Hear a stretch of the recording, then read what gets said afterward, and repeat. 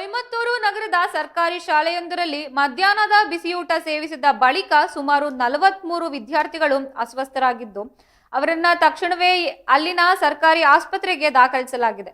ಈ ಘಟನೆ ಕೊಯಮತ್ತೂರು ನಗರದಲ್ಲಿ ತೀವ್ರ ಆತಂಕ ಮೂಡಿಸಿದ್ದು ಅಧಿಕಾರಿಗಳು ತನಿಖೆಗೆ ಆದೇಶಿಸಿದ್ದಾರೆ. ಘಟನೆಗೆ ಸಂಬಂಧಿಸಿದಂತೆ ತಿಳಿದುಬಂದ ಮಾಹಿತಿಯ ಪ್ರಕಾರ ಮಧ್ಯಾಹ್ನದ ಊಟದಲ್ಲಿ ಹಲ್ಲಿ ಪತ್ತೆಯಾಗಿದ್ದು ಇದು ವಿಷಾಹಾರಕ್ಕೆ ಕಾರಣವಾಗಿರಬಹುದು ಎಂದು ಶಂಕಿಸಲಾಗಿದೆ. ಅಸ್ವಸ್ಥಗೊಂಡ ವಿದ್ಯಾರ್ಥಿಗಳಲ್ಲಿ 30 ಬಾಲಕರು ಮತ್ತು 13 ಬಾಲಕಿಯರು ಸೇರಿದ್ದಾರೆ. ಆಸ್ಪತ್ರೆಗೆ ದಾಖಲಾದ ಎಲ್ಲ ವಿದ್ಯಾರ್ಥಿಗಳು ಪ್ರಸ್ತುತ ಚೇತರಿಸಿಕೊಳ್ಳುತ್ತಿದ್ದು ಯಾವುದೇ ಪ್ರಾಣಾಪಾಯವಿಲ್ಲ ಎಂದು ವೈದ್ಯರು ತಿಳಿಸಿದ್ದಾರೆ. ಮುಂಜಾಗ್ರತಾ ಕ್ರಮವಾಗಿ ಅವರನ್ನು ವೈದ್ಯಕೀಯ ವೀಕ್ಷಣೆಯಲ್ಲಿ ಇರಿಸಲಾಗಿದೆ. ಘಟನೆ ನಡೆದ ತಕ್ಷಣವೇ ಕೊಯಮತ್ತೂರು ಮಹಾನಗರ ಪಾಲಿಕೆ ಸಿಸಿಎಂಸಿ ಆಯುಕ್ತರಾದ ಎಂ ಶಿವಗುರು ಪ್ರಭಾಕರನ್ ಅವರು ಸ್ಥಳಕ್ಕೆ ಭೇಟಿ ನೀಡಿ ಪರಿಶೀಲನೆ ನಡೆಸಿದ್ದಾರೆ. ಶಾಲಾ ಅಡುಗೆ ಮನೆ ಮತ್ತು ನೈರ್ಮಲ್ಯದ ಬಗ್ಗೆ ತನಿಖೆ ಆದೇಶ ನೀಡಲಾಗಿದೆ.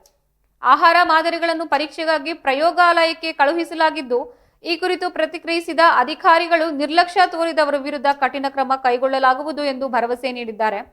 ಘಟನೆ ತಿಳಿದ ಬಳಿಕ ಶಾಲಾ ಆವರಣದಲ್ಲಿ ನೆರೆದ ಪೋಷಕರು ಆತಂಕ ಮತ್ತು ಆಕ್ರೋಶ ವ್ಯಕ್ತಪಡಿಸಿದ್ದು ಮಕ್ಕಳ ಆರೋಗ್ಯದ ಬಗ್ಗೆ ಅಧಿಕಾರಿಗಳು ಹೆಚ್ಚಿನ ಗಮನ ಹರಿಸಬೇಕು ಎಂದು ಪೋಷಕರು ಆಗ್ರಹಿಸಿದ್ದಾರೆ. Ma'am ma'am tutor